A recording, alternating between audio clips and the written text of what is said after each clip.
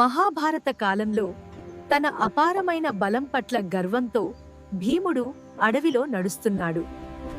తన దారిలో ఉన్న ఒక ముసలి కోతి దాని తోకను అడ్డంగా చాపి దారిని అడ్డుకుంటుంది. నీ తోకను పక్కకు జరుపా. నాకు శక్తి లేదు, నీవే ఎత్తు. భీముడు తన సర్వశక్తులు ఉపయోగించాడు, కాని తోక ఒక్క అంగుళం కూడా కదల్లేదు. అప్పుడే భీముడి గర్వం కరిగిపోయింది, వినయం జన్మించింది.